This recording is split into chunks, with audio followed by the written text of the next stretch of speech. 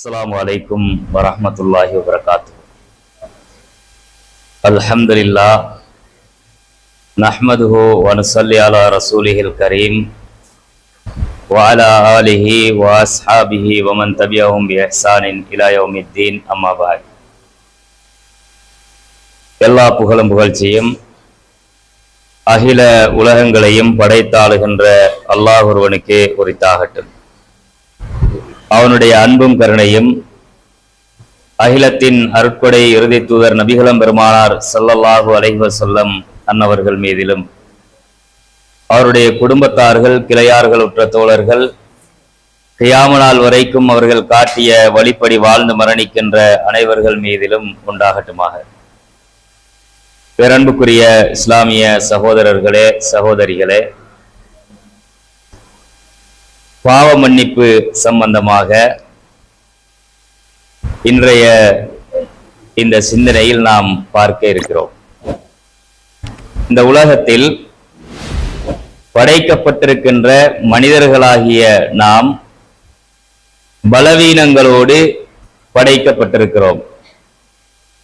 மனிதன் பலவீனனாக படைக்கப்பட்ட காரணத்தினால் மனுஷனுக்கிட்ட அந்த பலவீனத்தால தவறுகள் நிகழும். பாவங்களை தவறுகளை மனித பலவீனத்தால் ஒவ்வொரு மனிதர்களும் செய்யக்கூடியவர்களாக இருக்கிறார்கள். அல்லாஹு தஆலா அவனுடைய திருமறை குர்ஆனிலே சொல்லும் பொழுது மனிதன் பலவீனமானவனாக படைக்கப்பட்டிருக்கிறான் என்று அல்லாஹ் சொல்லுகிறான். குலிகல் இன்சானு தஈஃபா, மனிதன் பலவீனமானவனாக படைக்கப்பட்டிருக்கிறான். அந்த பலவீனத்தன்மைதான் ஒவ்வொரு மனிதர்களிடத்திலும் சில தவறுகள் நிகழ்வதற்கு அடிப்படையாக அமைந்திருக்கிறது.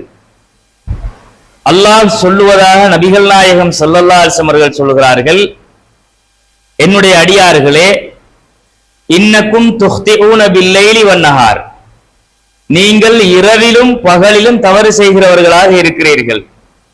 நீங்கள் என்னிடம் பாவ மன்னிப்பு கேளுங்கள், அதை நான் மன்னிக்க தயாராக இருக்கிறேன் என்று அல்லாஹ் சொல்லுவதாக நபிகள் நாயகம் ஸல்லல்லாஹு அலைஹி வஸல்லம் அவர்கள் சொல்லுகிறார்கள்.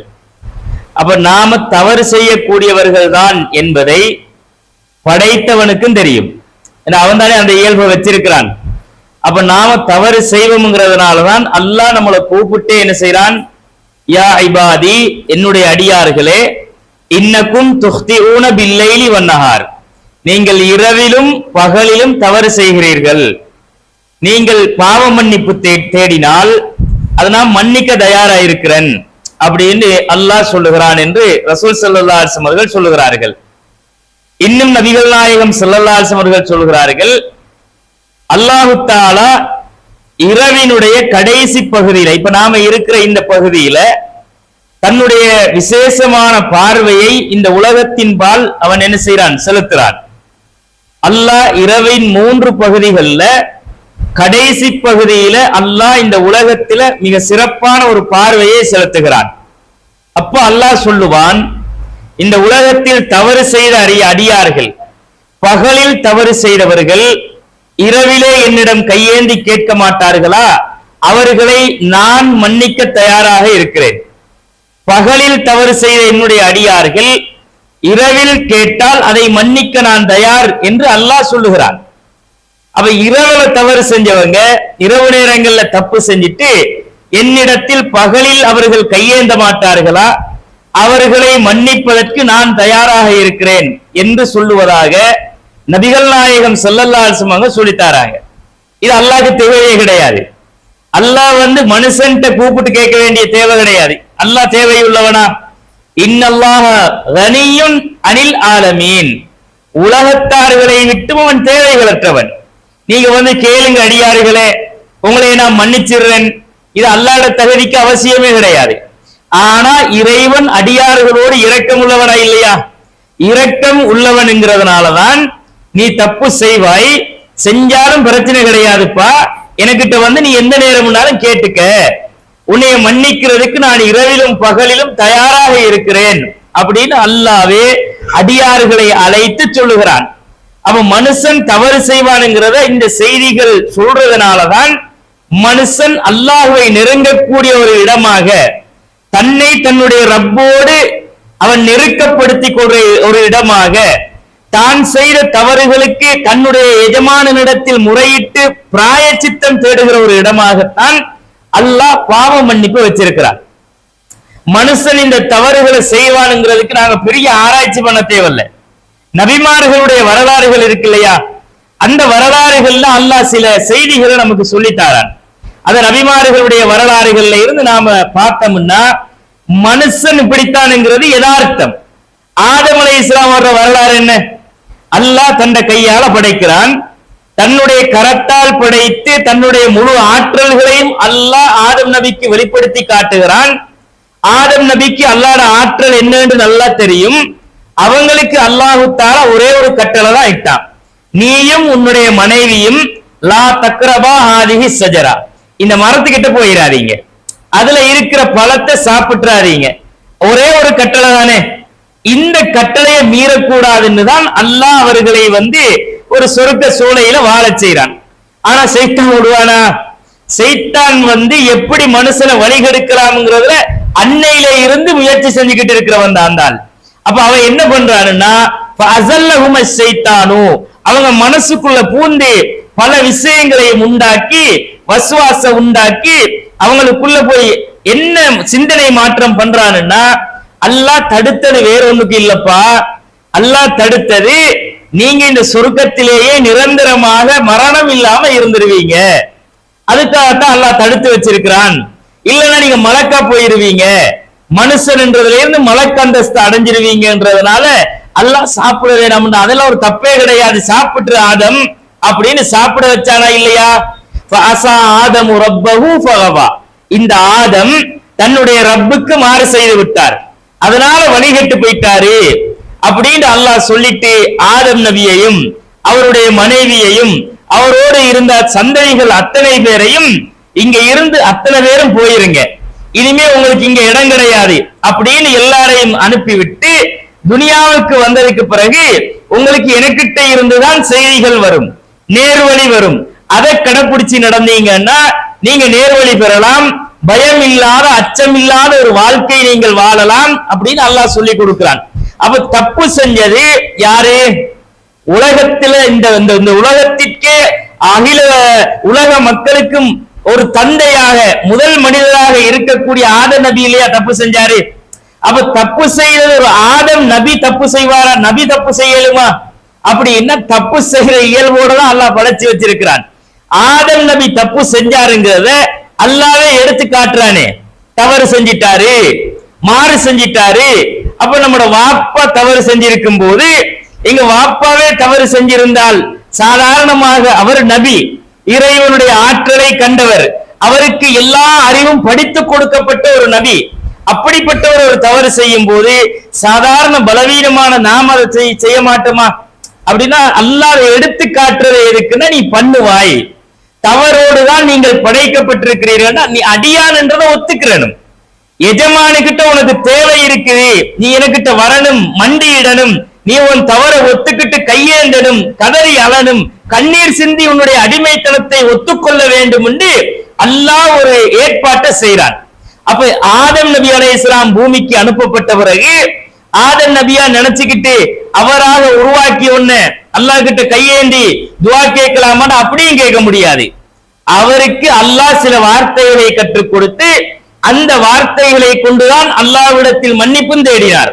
பத்தலக்கா ஆதமு ரப்பஹு கலிமாத்தின், சில கலிமாக்களை இறைவனிடமிருந்து அவர் பெற்றுக்கொண்டார். பெற்றுக்கொண்டு அதை கொண்டுதான் இறைவனிடத்தில் மன்னிப்பு தேடினார். பதாப அலைஹி, அல்லாஹ் அவரை மன்னிச்சார் என்று அல்லாஹ் சொல்லி தருகிறார். அப்ப ஆதம் நபியே தப்பு செஞ்சாருன்னா, நம்மளோட வாப்பா தப்பு செஞ்சது மனிதனுடைய இயல்பு என்ற அடிப்படையில தவறு செஞ்சிருக்கிறாரு. சைத்தான் அவர்கிட்டே வைத்து பூந்து ஆட்டங்காண வச்சிருக்கிறாருன்னா, எங்க மனசு சைத்தானுக்கு ஆட்டங்காண வச்சிருக்கிறது பெரிய வேலையா? அப்ப நம்ம எல்லாம் சாதாரணமானவர்கள். அப்படி சைத்தான் உள்ளத்துள்ள பூந்து பிரச்சனைகளை உண்டாக்கி, மனக்குழப்பத்தை உண்டாக்கி, சிந்தனை மாற்றங்களை உண்டாக்கி தவறுல கொண்டே விடுவானுங்கிறது தான் யதார்த்தம். இது ஒரு சம்பவம். ஆதம் அலைஹிஸ்ஸலாம் அவர்கள் தப்பு செஞ்சாங்கன்றத நபிகள் நாயகம் ஸல்லல்லாஹு அலைஹி வஸல்லம் அவர்கள் சொல்லும் பொழுது, ஆதம் அலைஹிஸ்ஸலாம் அவங்கள மூசா அவங்க சந்திப்பாங்களாம். எடுத்து காட்டுறான் அல்லாஹ். இப்படி ஒரு சம்பவம் நடக்கும்னு. மூசா அலைஹிஸ்ஸலாம் அவங்க ஆதம் நபியை சந்திப்பாங்க. சந்திக்கும் போது ரெண்டு பேரும் பேசிக்கிருவாங்க. அங்க என்ன பேசுவாங்கன்னு கேட்டா, இவரு ஆதம் நபியை மூசா அலைஹிஸ்ஸலாம் சந்திக்கும் போது கேட்பாரு, அந்த ஆதம் அந்த அபூனா ஆதம், நீங்க தான் எங்க வாப்பா ஆதமா அப்படின்னு கேட்பாங்க. ஆமாப்பா நான் தான். உடனே ஹப்பைத்தனா ஹஸ்ஸர்தனா, நீ எங்களை எல்லாம் பெரும் இழப்புக்குள்ளாக்கிட்டியே வாப்பா, எங்களை எல்லாம் நஷ்டவாளி ஆக்கிட்டியே, நீ செஞ்ச தப்பால தானே அந்த சொர்க்கத்தில இருந்து அல்லாஹ் எங்களை மொத்தமா அனுப்பிட்டான் அப்படின்னு ஆதம் நபியோடு இவர் வாக்குவாதப்படுவாராம். யாரு? மூசா அலைஹிஸ்ஸலாம். அப்ப அல்லாஹ் அந்த ஆதம் நபி மகனுக்கிட்ட கேட்பாரு, மூசா நபி கிட்ட, நீங்க தான் அல்லாஹ் தன்னை கையால வேதத்தை எழுதி கொடுத்த மூசாவா அப்படின்னு கேட்பான். அவர் ஆமாம் பாரு. சரி, உங்க வேதத்துல, உங்களுக்கு அல்லாஹ் எழுதி கொடுத்த வேதத்துல எவ்வளவு காலத்துக்கு முன்னாடி நான் படைக்கப்படுவதற்கு முன்னால் நான் தவறு செய்வேன் என்று எழுதப்பட்டிருக்குது அப்படின்னு கேட்பாரு.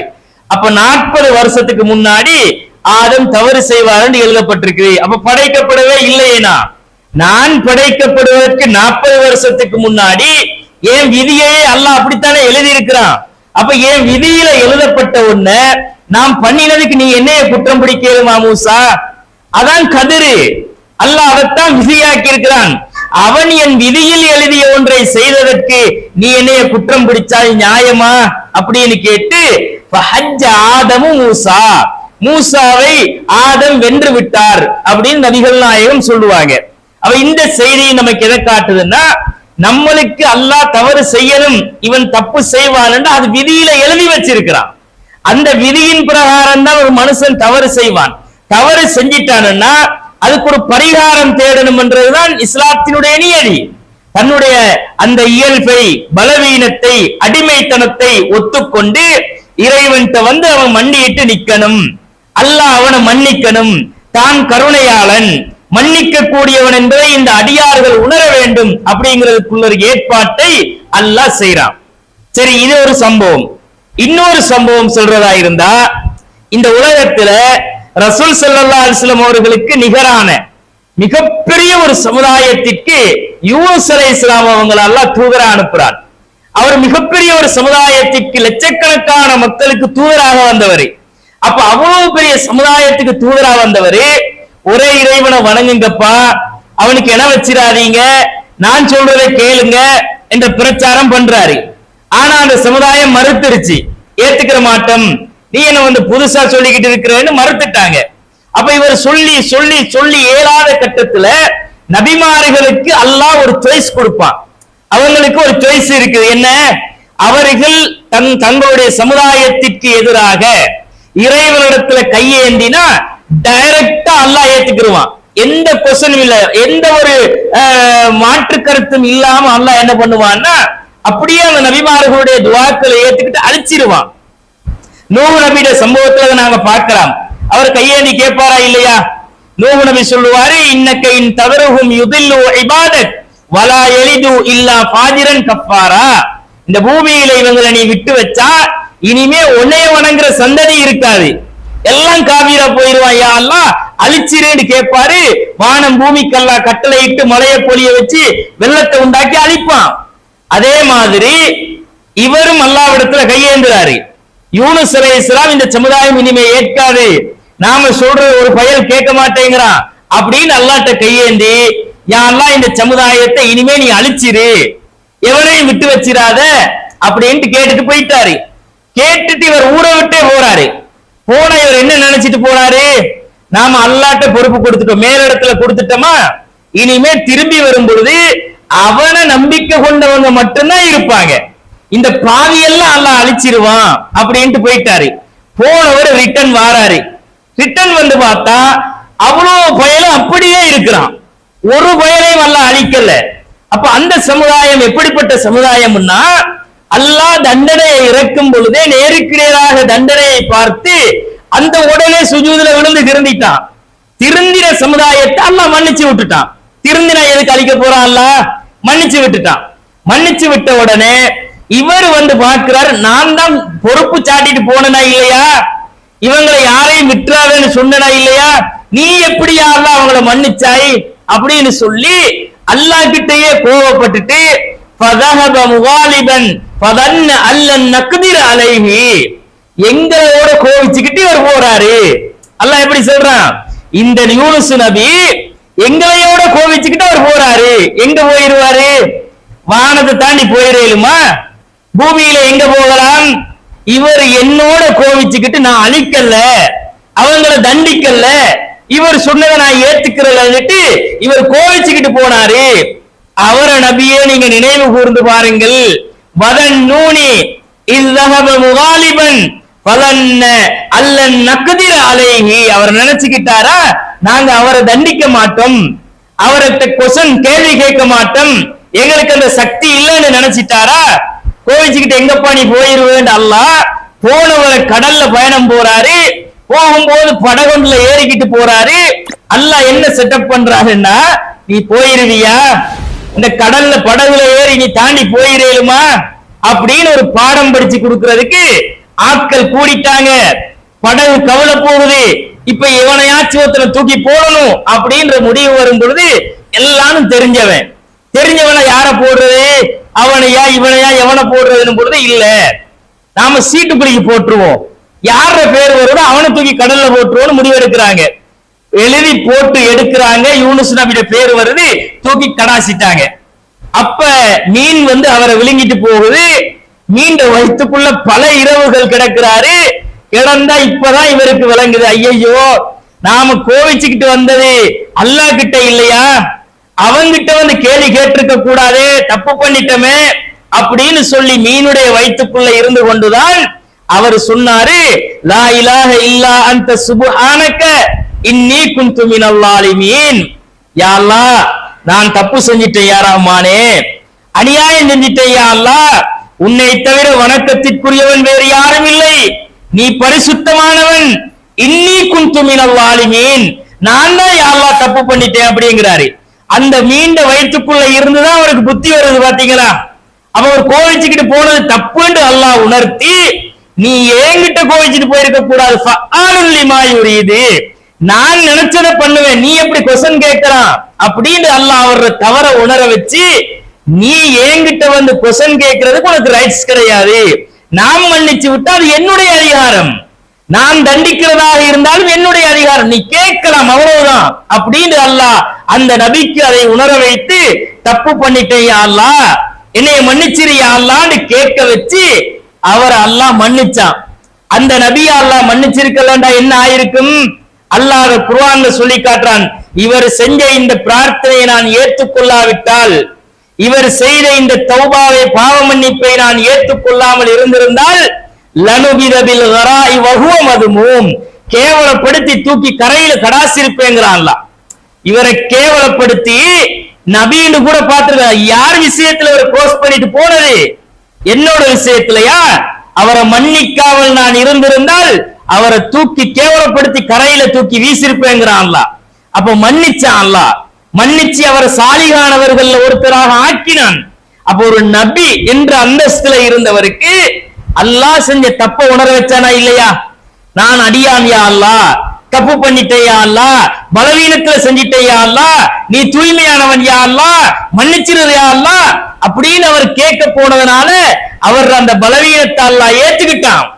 நபியா இருந்தாலும் பலவீனமானவர் தான் என்று சில கட்டங்கள்ல தப்பு செய்வாருங்கிறத அல்லாஹ் எடுத்து காட்டுறானா இல்லையா? இது ஒரு சம்பவமா? அப்ப மனுஷன் தவறு செய்யக்கூடிய இயல்புல தான் இருக்கிறான் என்றது. யூசுப் நபி வரலாறு நமக்கு எதை சொல்லுது? யூசுப் நபியோட வரலாறு நாங்க குர்ஆன்ல படிச்சிருக்கிறோம், பல உரைகள்ல கேட்டிருக்கிறோம். அவர் எப்படிப்பட்ட வரலாற்றுக்கு சொந்தக்காரர்? அவர் யார வீட்டுல வாழ்ந்தாரோ அந்த வீட்டிலே இருந்த மன்னனுடைய மனைவி அவங்களை அடைகிறதுக்கு ஆசைப்பட்டாங்களா இல்லையா? அடைய ஆசைப்பட்டு பல தில்லுமுள்ளுகளை பண்ணி கடைசியா அவர் மேலேயே பழிய சுமத்தி அவர் அடைகிறதுக்கு கதவுகளை எல்லாம் மூடிட்டு, வகாலத் ஹைத்தலக் வகல்லகத்தில் அபுவாப, கதவை எல்லாம் இழுத்து தாளிட்டு விட்டு, வகாலத் ஹைத்தலக், இப்ப நீ என்னுடைய ஆசைக்கு வா அப்படின்னு கூப்பிட்டா, இவர் காலம் ஆதல்லா, அல்லாஹ் என்னைய பாதுகாப்பானாக, இதுக்கு நான் உடன்பட மாட்டேன் அப்படின்ட்டு ஓடுறாரு. துரத்திக்கிட்டு அவன் பின்னாடி துரத்திக்கிட்டு வாரா, ஓடி போய் கதவை துறக்கிறாரு. அவ பின்னாடி சட்டையை பிடிச்சு இழுக்கிறா, சட்டை பின்னாடி கிழிஞ்சி வருது, முன்னாடி அந்த பெண்ணுடைய கணவன். அப்ப அவதான் தப்புக்கு கூப்பிட்டா, தவறு செய்ய கூப்பிட்டு அவ என்ன பண்ணினா, கடைசியா இவ இவர தலையில அந்த பிளேட்டை மாத்தி கொட்டி விட்டா. என்ன, உங்க பொஞ்சாதிக்கு இவன் பண்ணின காரியத்தை பாத்தீங்களா, எவ்வளவு அநியாயத்தை பண்ணி போட்டா, இவ்வளவு தவறுக்கு என்னைய என்ன செஞ்சா, இழுத்துக்கிட்டு வந்துட்டான்னு அவர் மேலேயே போட்டு அந்த சிறைவாசத்துக்கு அவரை கொண்டு தள்ளி பழி வாங்கினாலா இல்லையா? அப்ப அந்த பொம்பளையே தண்ட வாயால ஒத்துக்கிட்டு என்ன பண்ணினா, நான் இங்க இருக்கிறத விட எனக்கு சிறைவாசம் நல்லதுன்னு அவர் போயிட்டாரு. அநியாயமா தான் போனாரு, பாதிக்கப்பட்டு தான் போனாரு. ஆனா அந்த பொம்பளை கடைசியா நான் செஞ்சது தப்புதான் ஒத்துக்கிட்டு அவளே அதை சொல்லி காட்டுறா. எப்படி தான் செஞ்சது தவறு என்று தான் எல்லாரும் தெரிஞ்சு போச்சா இல்லையா? கண்டுபிடிச்சிட்டாங்க, இவதான் தப்பு பண்ணிருக்கிறாண்டு. அப்ப அந்த பெண்கள் கூடி பேசிக்கிற போது இவ சொல்றா, ஆமா நான் தான் தப்பு பண்ணினேன், நீங்களும் இந்த என்னுடைய இடத்துல இருந்தா அந்த தப்ப பண்ணிருப்பீங்க அப்படின்ட்டு அப்போ அந்த வசனத்தை சொல்லி காட்டுற. எப்படி, இன்னன் நஃப்ஸல அம்மாரத்தும் பிஸ்ஸூஇ, மனசுன்றது தப்பு செய்யத்தான் தூண்டுது. மனுஷன் மனசு தவறைத்தான் தூண்டுகிறது. மனுஷன் மனசு தவறை எண்ணுகிறது. இல்லாமா ரஹிம ரப்பி, என்னுடைய இறைவன் அருள் புரிந்த அந்த உள்ளங்களை தவிர மத்த எல்லாம் தப்பு பண்ணிக்கிட்டு தான் இருக்குங்கிறாங்க. அவ மனுஷன் மனசு ஏன் தப்ப தூண்டுது? அந்த மனசு மனிதனுக்கு தவறை தூண்டுகின்ற மாதிரி தான் அல்லாஹ் ஆக்கி வச்சிருக்கிறான். அதனாலதான் ரசூல் ஸல்லல்லாஹு அலைஹி வஸல்லம் சொல்லுகிறார்கள், சைத்தான் ஒவ்வொரு மனிதனுடைய நாடி நாளங்களிலும் ஊடுருவி ஓடிக்கொண்டிருக்கிறான். சைத்தான் உள்ள பூந்துகிட்டு ஓடுறதல்ல, சைத்தானிய சிந்தனை இயற்கையாக இருக்கிறது. அது எல்லா மனுஷன்டையும் இருக்கும். அது தவறை தூண்டும் என்பதை ரசூல் ஸல்லல்லாஹு அலைஹி வஸல்லம் சொல்லுகிறார்கள். அப்ப தவறு மனுஷனுக்கு நிகழும் என்பதனாலதான் அல்லாஹ் ரெண்டு வாசலை தாரான். ஒன்று தௌபா என்கிற ஒரு வாசல், இன்னொன்று இஸ்திக்பார் என்கிற ஒரு வாசல். பாவ மன்னிப்பும் கேட்கணும், பாவ மீட்சியும் பெறணும். பாவ மன்னிப்பு என்ன?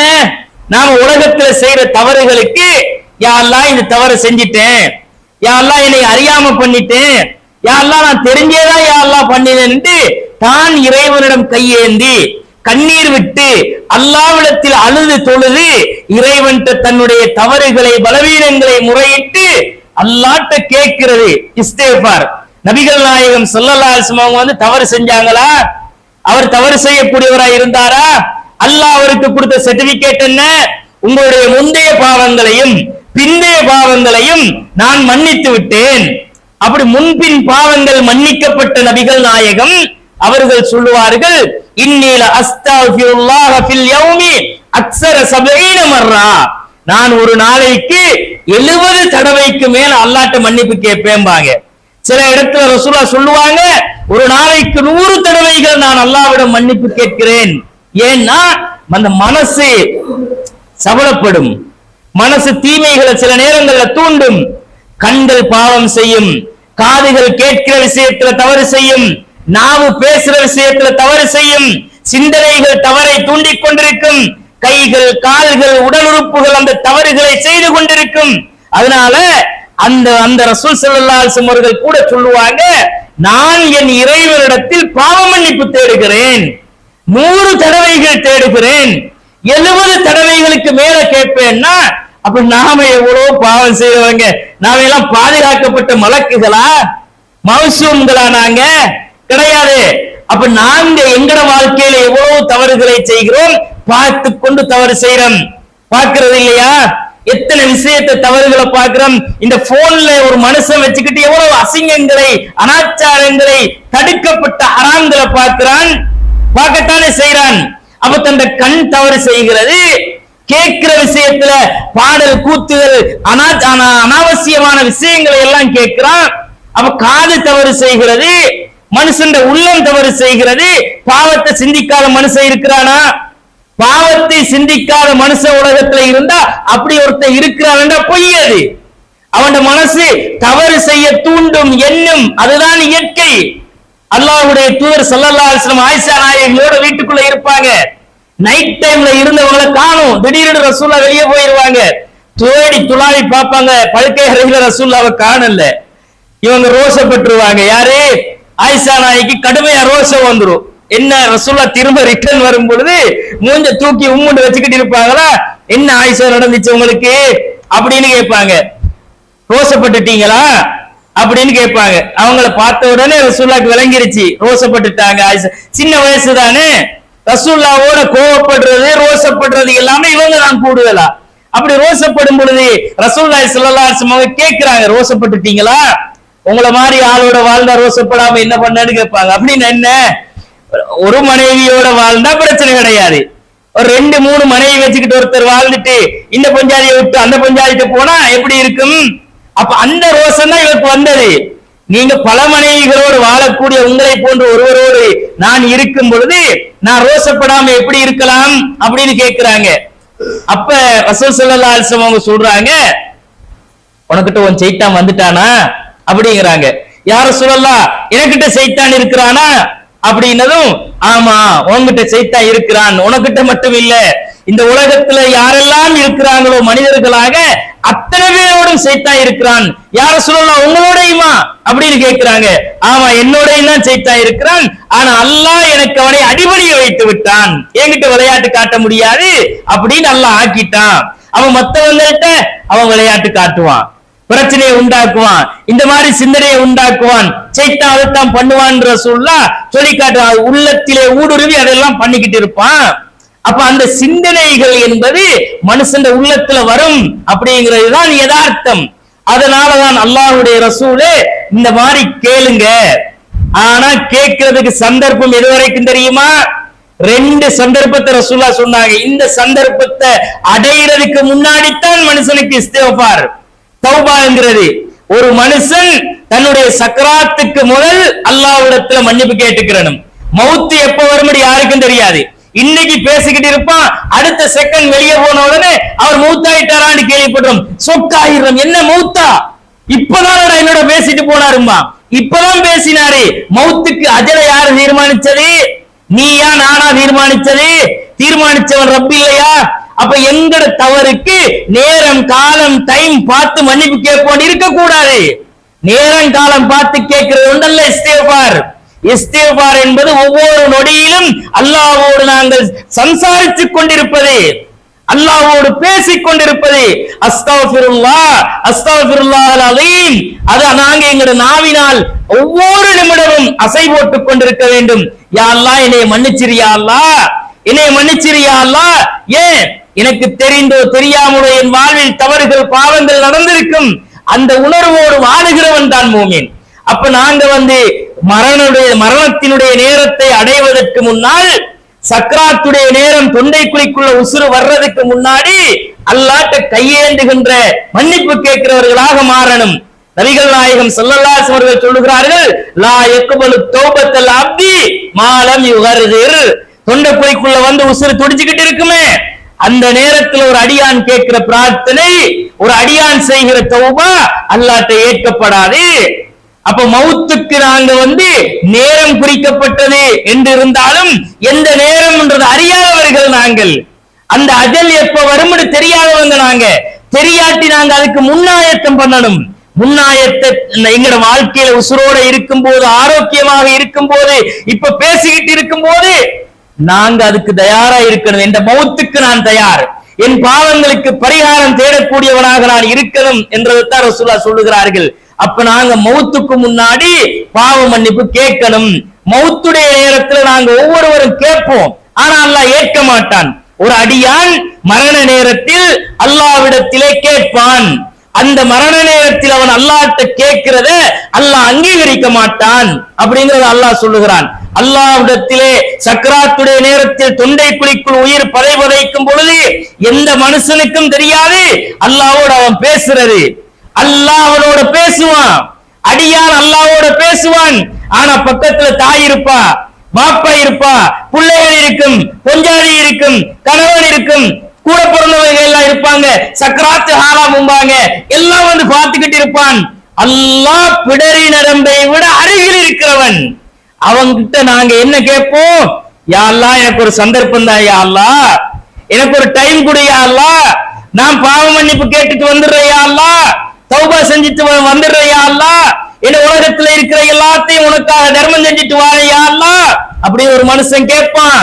கல்லா இன்னஹா கலிமத்துன் ஹுவ காயிலுஹா, சும்மா வெறும் வார்த்தைங்கிறான் அல்லாஹ். அந்த நேரத்துல அல்லாஹ்ட்ட நாம கேட்கிறது சும்மா வேஸ்ட்ங்கிறான் அல்லாஹ். இந்த டைம்ல இல்ல நீ கேட்டிருக்கணும். நீ எப்ப கேட்டிருக்கணும்? உசுரோட திடகாத்திரமா இருக்கும் போது கேட்டிருக்கணும். இப்ப நீ கேட்கிறது இது வெறும் வார்த்தை. கல்லா இன்னஹா கலிமத்துன் ஹுவ காயிலுஹா, இதுக்கு பிறகு உனக்கு டைம் கிடையாது. இதுக்கு பிறகு ஒரு வாழ்க்கை இருக்குது. வமின் வராஇஹிம் பர்ஸகுன், அந்த பர்ஸகுடைய வாழ்க்கை இருக்குது. அங்கே வச்சு உன்னை நான் கவனிச்சுக்கிறேன் அல்லாஹ். அப்ப மௌத்துடைய நேரத்துல நாம கேட்கிறதுக்கு அலௌட் கிடையாது.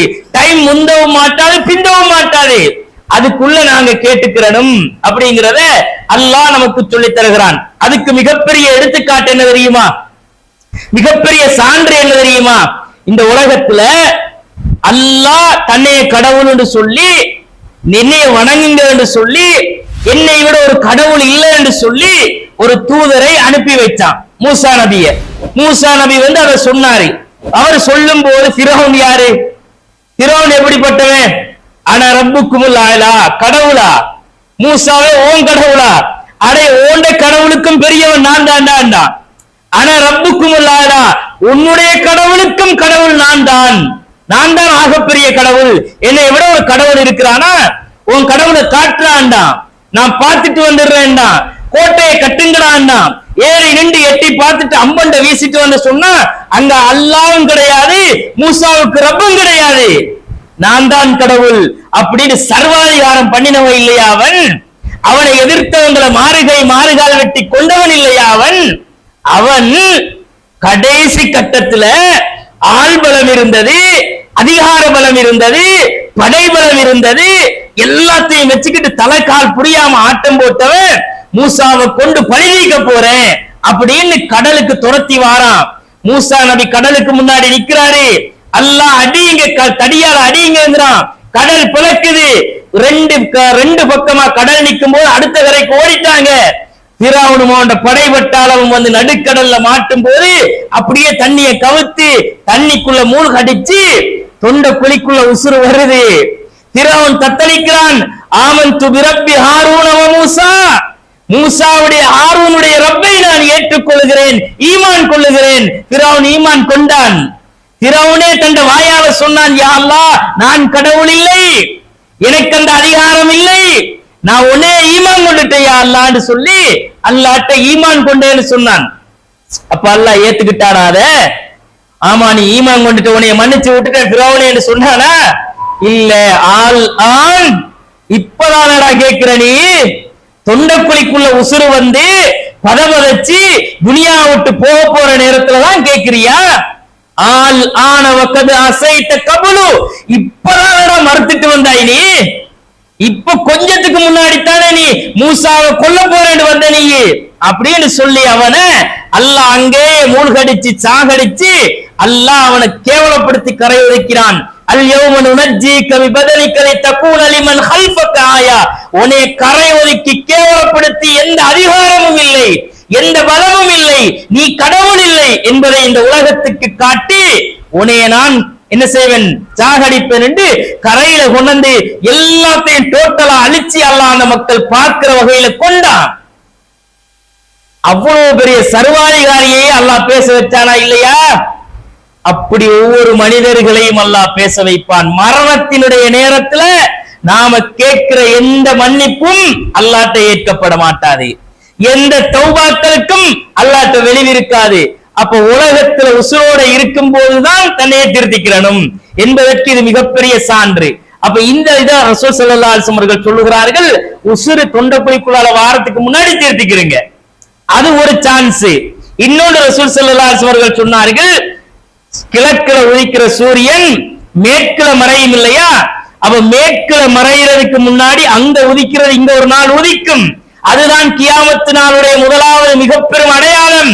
அது உதிச்சிருச்சுன்னு வைங்க, அதுக்கு பிறகு தௌபாவுடைய வாசல் மூடப்பட்டு விடும் ரசூலுல்லாஹ். அப்ப எல்லாரும் ஈமான் கொள்ளுவாங்க. உலகத்துல ஈமான் கொள்ளாத எந்த ஒரு மனுஷனும் இருக்க மாட்டான். எல்லா மனிதர்களும் ஈமான் கொள்வார்கள். அல்லாஹ் தௌபாவுடைய வாசலை மூடி விடுவான். அதுக்கு பிறகு தௌபா கிடையாது. அதுக்கு பிறகு அல்லாஹ் அவங்களுடைய ஈமானை ஏத்துக்கிற மாட்டாங்க. அதான் நடந்து முடிஞ்சிருச்சு, கியாம நாள் வந்துருச்சு. அப்புறம் நீ என்னத்துல ஈமான் போடுறதுன்னா அல்லாஹ் அந்த வாசலை மூடிடுவான். அதுக்கு முன்னாடி நீங்க கேட்டுக்கிறீங்க, மன்னிப்பு கேளுங்க என்று அல்லாஹ்வுடைய தூதர் ஸல்லல்லாஹு அலைஹி வஸல்லம் அவர்கள் சொல்லுகிறார்கள். அப்ப மன்னிப்பு என்பது சகோதரர்களே, ஒரு அடியான் அல்லாஹ்விடத்தில் தன்னுடைய அடிமைத்தனத்தை, பலவீனத்தை ஒத்துக்கொள்ளுகிற இடம். நான் கையேந்த மாட்டேன்னா பெருமைக்காரன் நாம. அல்லாஹ்ட்ட நாம கையேந்த மாட்டோம், எனக்கு தேவையில்லை, அவங்கிட்ட எனக்கு என்ன தேவை இருக்குது அப்படிங்கிற மாதிரி அல்லாஹ்ட்ட தாண்டா உனக்கு தேவை இருக்குது. ரிஸ்கை கொடுத்தவன், ஆயுளை கொடுத்தவன், உலகத்துல வாழ்றதுக்குரிய அத்தனை வசதி வாய்ப்பையும் தந்தவன், அவன் தந்ததை அனுபவிச்சுக்கிட்டு துனியாவில வாழ்ந்துட்டு எனக்கு ரப்பு கிட்ட தேவையில்லைன்னு சொன்னா அல்லாஹு ஸமத், அவன் தான் தேவைகளற்றவன். நீ தேவை இல்லாதவனா? உனக்கு தேவை இல்லையா? தேவை இருந்தா நீ போகணும் அல்லாட்ட. அப்படின்னு நான் கையேந்த மாட்டேன்னா, கையேந்தாம இருந்தா நாம சைத்தானா போயிருவோம், பெருமைக்காரனா போயிருவோம். உனக்கிட்ட எனக்கு என்ன அல்லாஹ் தேவை இருக்குது என்ற மாதிரி அல்லாஹ் கிட்டயே எனக்கு தேவையில்லைன்னு ஆயிருவோம். அப்படி அல்ல, நாங்கள் தேவையுள்ள அடியார்கள், தேவைகள் நமக்கு இருக்கிறது. நான் செய்த தவறுகளுக்கு மன்னிப்பு கேட்கலாம், என்னுடைய குற்றம் குறைகளை அல்லாஹ்விடத்தில் முறையிடலாம். அது அல்லாஹ் ஏற்றுக்கொண்டு மன்னிக்க தயாராக இருக்கிறான் என்று ஒரு அடியான் தன்னுடைய அடிமைத்தனத்தை அல்லாஹ்விடம் சொல்லுகிற ஒரு இடம். அப்ப நாம ஏந்துகிற கையை அல்லாஹ் வெறுமையாக ஒருபோதும் அனுப்ப மாட்டான் என்று ரசூலுல்லாஹ் சொன்னாங்க. அப்ப கையேந்தி கேட்கிற மக்களாக நாம் மாற வேண்டும். அப்ப அன்புக்குரிய சகோதர சகோதரிகளே, துஆ பிரார்த்தனை என்பது, இஸ்திக்ஃபார் என்பது எங்களுடைய வாழ்க்கையில் அத்தியாவசியமான அடிப்படையான ஒரு விஷயம் என்பதை நாங்கள் மறந்துவிடக் கூடாது.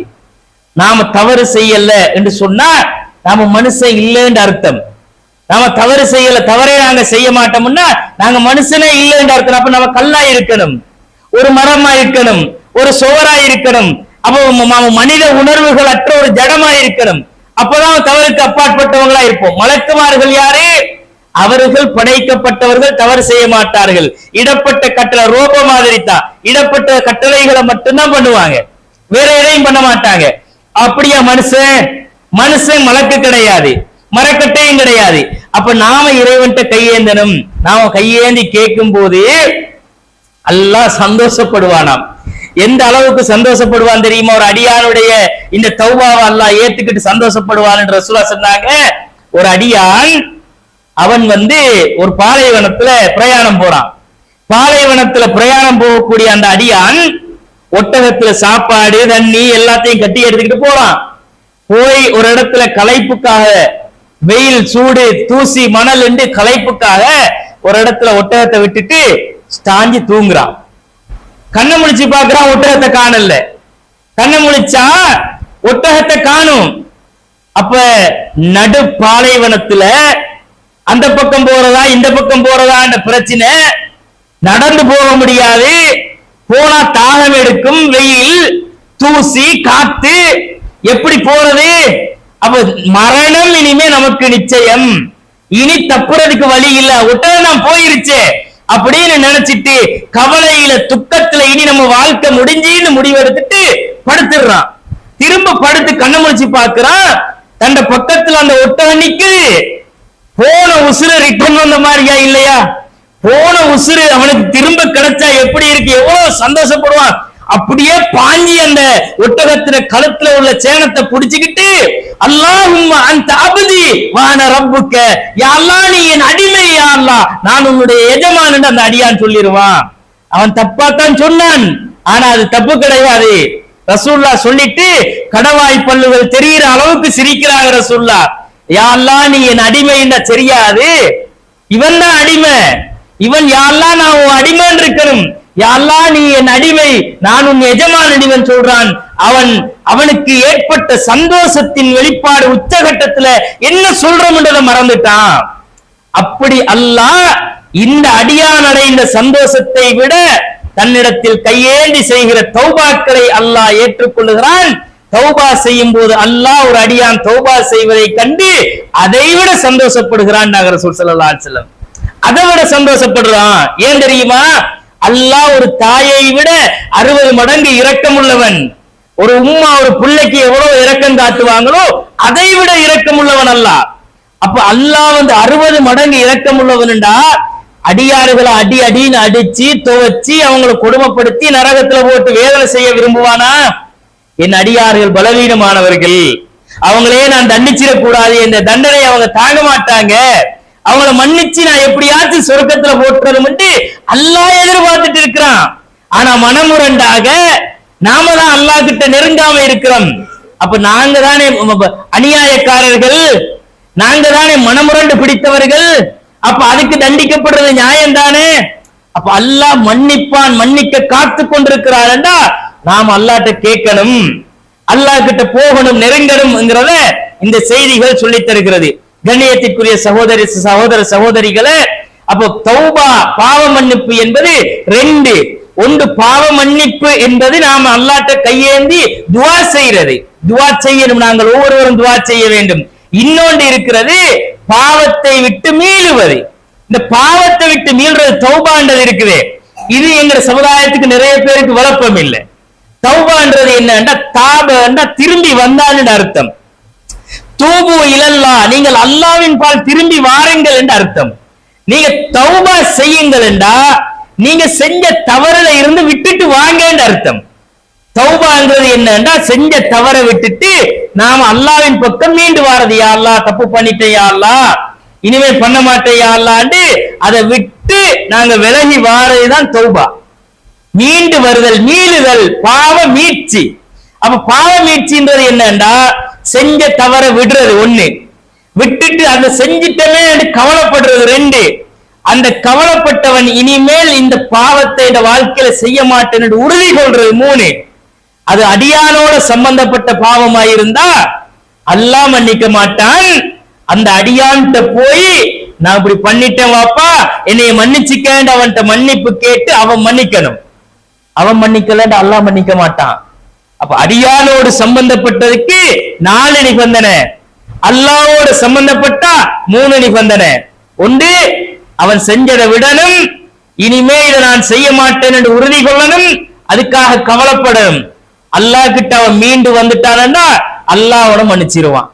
தொழலையா, யா அல்லாஹ் நான் தொழாம இருந்தது குத்தம் தான், இனிமே நான் தொழுவேன் யா அல்லாஹ், என் வாழ்க்கையில 20-30 வருஷத்தை நான் அநியாயமா கடத்திட்டேன் யா அல்லாஹ் அப்படின்னு கவலைப்பட்டு அல்லாஹ்வின் பால் மீண்டு வாரானே, இனிமே என் வாழ்க்கையில தொழுகையை விட மாட்டேன், நோம்ப விட மாட்டேன், யா அல்லாஹ் நீ சொன்ன இந்த கட்டளையை நான் மீற மாட்டேன் அப்படின்னு மீண்டு வந்துடுறானே, அல்லாஹ் மன்னிச்சிருவான். அது அல்லாஹ் இரக்கம் உள்ளவன். ஆனா அடியாரோட சம்பந்தம், அவனை ஏசிட்டேன், அடிச்சிட்டன், அவனோட பொருளை அநியாயமா பறிச்சிட்டன், அவன் காணியில கைய வச்சிட்டன், அவன் பொருளாதாரத்துல மோசடி செஞ்சிட்டேன்னா அவங்கிட்ட போகணும். இங்க பெருமதி பார்த்துக்கிட்டு இருந்தேன், ஏன் கௌரவம் பார்த்துட்டு இருந்தேன், அங்க மொத்தமா காலியாயிரும். மறுமையில அல்லாஹ் மறுமையில மன்னிக்க மாட்டான். மறுமையில் ஒரு அடியான் சத்தமஹாதா கத்தலஹாதா வக்கடபஹாதா வசஃபக்க தமஹாதா, யா அல்லாஹ் இவனையா சொர்க்கம் அனுப்ப போறாய், மலமலையா நன்மைகள் சொர்க்கத்துக்கு இந்த அந்தான்னு ஒரு ஜான் இருக்கும். யா அல்லாஹ் இவன் என்னை அடித்தான், என்னை ஏசினான், என்னை திட்டினான், எனக்கு அவதூறு சொன்னான், என் ரத்தத்தை ஓட்டினான், யா அல்லாஹ் எப்படி நீ இவனை அனுப்பலாம் என்று அங்க ஒரு வழக்கு தொடுக்கப்படுமே. அப்ப அதுக்கு என்ன பிராயச்சித்தம்?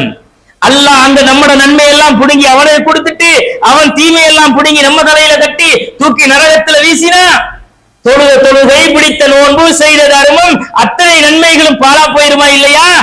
லொஸ்டானவங்க என்ற சொல்ல இவங்களைத்தான் சொன்னாங்க, லொஸ்டானவங்க. அதுக்கு நாங்க இடம் கொடுத்துட கூடாதுன்னா இந்த உலகத்திலேயே போய் பிராயச்சித்தம் பண்ணிடணும். உன்னைய பத்தி நான் தப்பா பேசிட்டேன், உனக்கு தெரியாது, ஆனா நான் பேசினேன், நீ என்னைய மன்னிச்சிரு அப்படின்னு சொல்லி எங்க கௌரவத்தை விட்டு கொடுக்கலன்னா அங்க மாட்டிக்கிருவோம். இங்க உலகத்துல செஞ்ச அநியாயத்துக்கு தப்புக்கு பிராயச்சித்தம் தேடலையா, அடியானோடு அடியான் சம்பந்தப்பட்டதா, அங்க மாட்டிக்கிருவோம். அப்ப என்ன உலகத்தில் அடியானுக்கும் இடையில் உள்ள பிரச்சனை என்றால் இந்த 3ஓடு 4வது நாங்கள் சம்பந்தப்பட்டவனிடத்துல மன்னிப்பு கேட்கிறது. அங்க மன்னிப்பு கேட்டுட்டு ரிட்டர்ன் அல்லாட்ட வந்துடணும். அதான் தௌபா. கண்ணியத்திற்குரிய சகோதரர்களே, தௌபான்றது இன்னைக்கு எங்க சமுதாயம் எப்படி வழங்கி இருக்கு தெரியுமா?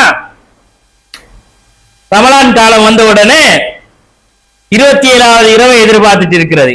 ஏன்னா இவங்க அன்னைக்கு தான் பிறக்க போறாங்க. எல்லாம் பள்ளிக்கு போய் செஞ்ச பாவத்தை எல்லாம் மொத்தமா கழுவிட்டு பிறந்த பிள்ளைகளா வரப்போறாங்க. 27 நோம்புக்கு லைலத்துல் கத்ர் இரவு யாரு சொல்லி கொடுத்தா உனக்கு 27 லைலத்துல் கத்ர் இரவு? ரசூலுல்லாஹ் சொன்னதே இரவு, அதாவது ரமலானுடைய கடைசி 10ல ஒற்றைப்படை நாள்ல தேடுங்கன்னுதான். இவன் 27 மட்டும் எடுத்துக்கிட்டு அந்த மக்களை எல்லாம் கூப்பிட்டு ஆம்பளை பொம்பளை எல்லாம் நிறைச்சி பள்ளிவாசல்ல தடல் புடலா சாப்பாடு எல்லாம் போட்டு கடைசி கட்டத்துக்கு ஹஸரத் லைட் எல்லாம் ஓபன் பண்ணிட்டு தௌபா சொல்லி கொடுப்பாரு. போனவனுக்கு அவர் என்ன தௌபா செஞ்சாருன்னு தெரியாது, இவன் என்னத்துக்கு ஆமீன் சொல்லிட்டு வந்தேன்னு அவனுக்கு தெரியாது. அவரு ஊண்டு கண்ணீர் வடிக்கிற மாதிரி பாசாங்கு செஞ்சு அவன் மனசால உருகி அவன் செஞ்சதுக்கு அவன் தப்பை தன்னிறைவனோடு தான் பேசினால் தானே அதுல ஒரு உயிரோட்டம் இருக்கும். நான் செய்த தவறு யா அல்லாஹ், நான் பண்ணின தப்பு யா அல்லாஹ், என்னுடைய உள்ரங்கம் பரகசியம் இரகசியம் எல்லாம் அறிந்தவன் நீ யா அல்லாஹ் அப்படின்னு தான் ஒரு அடியான் அல்லாஹ்வோடு நெருங்கி தான் பேசினாத்தான் அதுல ஒரு உயிரோட்டம் இருக்கும், ஒரு உணர்வு இருக்கும். ஆனா இவரு தௌபா சொல்லுவாரு, ஆமீன் ஆமீன். இவங்க எல்லாம் அழுது மன்னிப்பு கேட்டு வந்துட்டாங்களாம், அல்லாஹ் மன்னிச்சிருவானா? இவர்கள் தான் நரகத்தின் கொல்லிக்கட்டைகள். சாதாரண விஷயம் இல்ல. இந்த தௌபாவை ரசூலுல்லாஹ் காலத்துல இருந்துச்சா? ஹஸரத் தௌபா சொல்லி கொடுத்தா இவங்க ஆமீன் சொன்னா அல்லாஹ் மன்னிச்சு அனுப்பி விட்டுருவான். தௌபா செஞ்சிட்டாங்க. இப்போ அன்றைக்கு பிறந்த பாலகன் இவங்க, அது ரசூலுல்லாஹ்க்கு தெரியாதா? நபிகள் நாயகம் மக்களை எல்லாம் கூப்பிட்டு பள்ளிவாசல்ல உட்கார வச்சு, மக்களை நான் துஆ செய்றேன், உங்களுக்காக மன்னிப்பு கேட்கிறேன், நீங்க ஆமீன் சொல்லிட்டு போயிருங்க, தௌபா கிடைச்சிரும் உங்களுக்கு எல்லாருக்கும். ரசூலுல்லாஹ்க்கு செய்ய தெரியாதா? மாயிஸ் ரலியல்லாஹு அன்ஹு வராங்க, யா ரசூலல்லாஹ் நான் விபச்சாரம் பண்ணிட்டேன் யா ரசூலல்லாஹ். அவர் செஞ்ச தௌபா என்ன தெரியுமா? நான் விபச்சாரம் செஞ்சிட்டேன் யா ரசூலல்லாஹ், தண்டனையை கொடுங்க. பார்த்தாங்க, போப்பா போப்பா அப்படின்னு விரட்டி விட்டாங்க ரசூலுல்லாஹ். இந்த பக்கம் விரட்டினா அந்த பக்கம் வந்து நிக்கிறாரு, இல்ல யா ரசூலல்லாஹ் எனக்கு தண்டனை வேண்டும். ரசூலுல்லாஹ் இந்த பக்கம் மூஞ்சி திருப்பிடு, போங்க மாயிஸ்ன்ட்டாங்க. ரசூலுல்லாஹ் முன்னாடி வந்து நிக்கிறாரு, ரசூலுல்லாஹ் பார்க்க விரும்பல, பின்னாடி வந்து நிக்கிறாரு. ரசூலுல்லாஹ் விடுற மாதிரி இல்ல, அல்லாஹ்வுடைய தூதரே தண்டனை கொடுங்கள் யா ரசூலல்லாஹ், தப்பு செஞ்சிட்டு வந்துட்டேன் யா ரசூலல்லாஹ் அப்படிங்கிறாரு. அப்ப ரசூலுல்லாஹ் வந்து இவரை இல்ல நீங்க போங்கன்னு விரட்டி விட்டாங்க. விரட்டிட்டு சொன்னாங்க, இந்த மாயிஸுக்கு பைத்தியமா, அவருக்கு மூளை குழம்பிருச்சா, இப்படி வந்து சொல்லிக்கிட்டு பேசிக்கிட்டு இருக்கிறாரு, இவரை போய் பாருங்கப்பான்னாங்க. அவர் ஊட்ட போனா இருக்க முடியல, அவருக்கு செஞ்ச தப்பு மனசை உறுத்துமா இல்லையா? அல்லாஹ் என்னைய தண்டிச்சிருவானே அப்படின்ற அந்த பயம் அவருக்குள்ள இருந்ததுனாலதான் இல்ல, உலகத்துல இருக்கிறான் தண்டனையை வாங்கினாத்தான் என்ற ரப்ப என்னைய மன்னிப்பான்னு நினைச்சாங்க. திரும்ப வாராங்க, சஹாபாக்கள் வந்து சொன்னாங்க, மாயிஸுக்கு பைத்தியம் இல்லையா ரசூலுல்லாஹ், கிளியரா தான் இருக்கிறாரு. திரும்ப மாயிஸ் அவர்கள் வருகிறார்கள், யா ரசூலல்லாஹ் என்னால முடியல யா ரசூலல்லாஹ், தண்டனை கொடுங்கள் யா ரசூலல்லாஹ்னாங்க. அல்லாஹ்வுடைய ரசூல் மாயிஸ் ரலியல்லாஹு அவர்களை கல்லால அடிச்சு கொல்லுங்கன்னாங்க. சஹாபாக்கள் எல்லாம் கல்லால் துரத்தி துரத்தி அடிக்கிறாங்க. ஓடுறாரு, அடி தாங்க முடியாம வலி தாங்க முடியாம கத்துறாரு. மாயிஸ் அவர்கள் ஓடும் போது என்னை அடிக்காதீங்க விட்டுருங்க அப்படின்னு கேட்கிறாரு. அல்லாஹ்வுடைய ரசூல் ஸல்லல்லாஹு அலைஹி வஸல்லம் சொன்னார்கள், அவர் என்னை அடிக்க வேணாம் என்று சொன்ன நேரமே நீங்க விட்டுருக்கலாமே, மாயிஸை நீங்க அடிக்காம விட்டுருக்கலாமே என்றாங்க. அடித்து கொண்டார்கள். அவர் அந்த விபச்சாரத்துக்குரிய தண்டனை உலகத்துல வாங்கிட்டாரு. அவர் செஞ்ச தௌபா என்ன? மாயிஸ் அவங்க செஞ்ச தௌபா ரசூலுல்லாஹ்ட்ட போய் நீங்க எனக்காக துஆ செய்யுங்க யா ரசூலல்லாஹ், நான் ஆமீன் சொல்லிக்கிறேன், தௌபா சொல்லிட்டாங்கன்னு கேட்டாங்களா? நீ தௌபா புத்தகம் எழுதி வச்சு படிக்கிறாங்களே, தௌபா புத்தகம் விற்பனைக்கு உண்டு. அது என்னடா தௌபா? அவன் செஞ்ச பாவத்துக்கு அவன் தாண்டா அல்லாஹ்ட்ட மீண்டு வரணும், இவன் தௌபா புத்தகம் எழுதி வச்சு விற்கிறான். அப்ப மாயிஸ் ரலியல்லாஹு அவங்க செஞ்ச தௌபா என்ன? அவர் செஞ்சதை நினைச்சு கவலைப்பட்டாரு, செஞ்ச தவறை விட்டுட்டு வந்தாரு, இனிமே என் வாழ்க்கையில இது இருக்கக்கூடாதுன்னு உறுதி எடுத்தாரு. அதுக்கு சொல்யூஷன் என்ன? என்னுடைய தவறுக்குரிய தீர்வு என்ன? அதுக்குரிய தண்டனை நான் இந்த உலகத்தில் வாங்க வேண்டும். வாங்கிக்கிட்டு போயிட்டாரு. அதே மாதிரி ஒரு பெண்மணி ரசூலுல்லாஹ்ட்ட வராங்க. இந்த சம்பவம் எல்லாருக்கும் தெரியும்.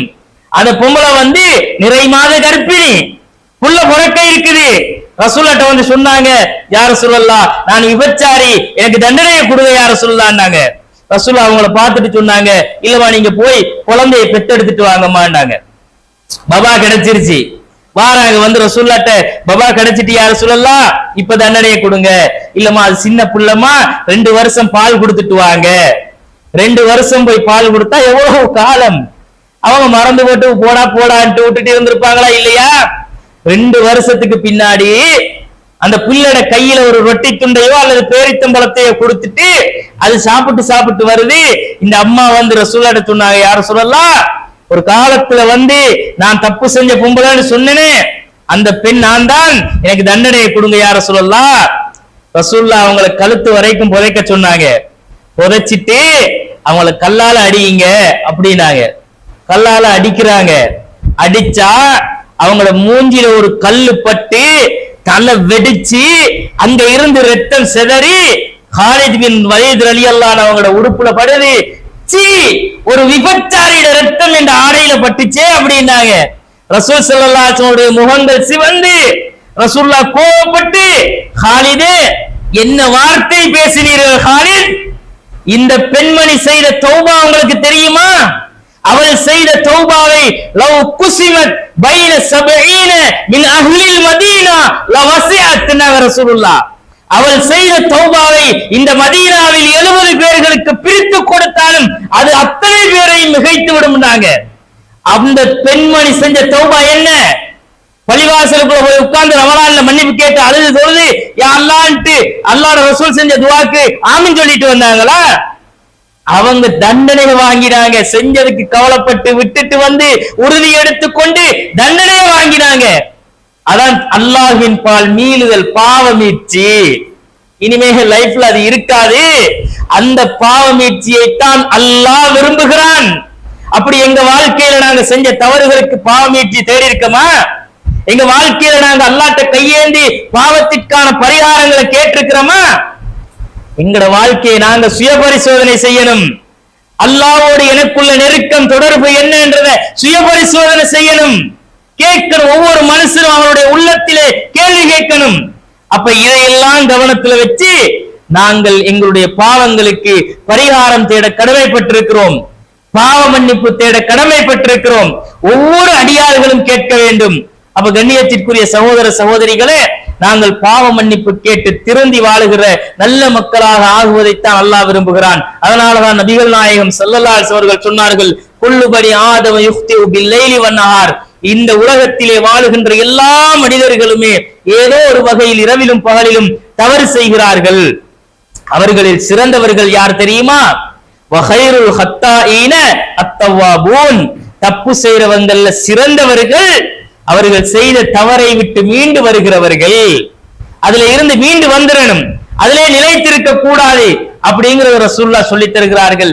எனவே நம்முடைய வாழ்க்கையில தவறுகள் இருந்தால் திருத்திக் கொள்ள வேண்டும். மரணத்திற்கு முன்னால் திருத்திக் கொள்ள வேண்டும். அதற்காக அல்லாஹ்விடத்திலே பாவ மன்னிப்பு தேடிக்கொள்ள வேண்டும். அல்லாஹ் நம் அனைவரையும் மன்னிக்க காத்துக் கொண்டிருக்கிறான். அல்லாஹ்வுடைய ரஹமத்தையும் கருணையையும் எதிர்பார்த்து நாம் நம்முடைய பாவங்களுக்கு பாவ மீட்சி தேடக்கூடியவர்களாக வல்ல ரஹ்மான் என்னையும் உங்களையும் ஆக்கியருள் புரிவானாக. வாஹிரு தஅவானா அனில் ஹம்துலில்லாஹி ரப்பில் ஆலமீன்.